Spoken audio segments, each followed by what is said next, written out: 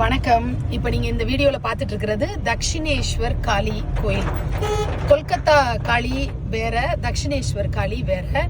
இந்த இடத்துக்கு வரணும்னா கொல்கத்தாலேருந்து 1.5 மணி நேரம் கார்ல டிராவல் பண்ணி தான் இந்த இடத்துக்கு வரணும். கங்கை நதியும் ஹூக்ளி நதியும் கலக்கிற ஒரு இடத்துல ஒரு பெரிய கோயில், பிரம்மாண்டமான கோயில் இருக்கு.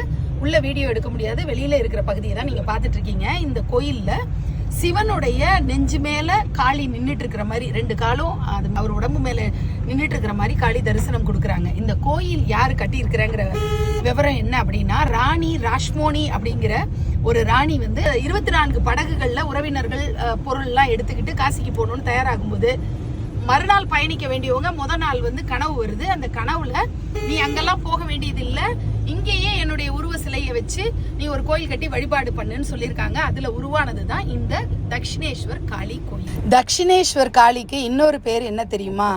பவதாரிணி.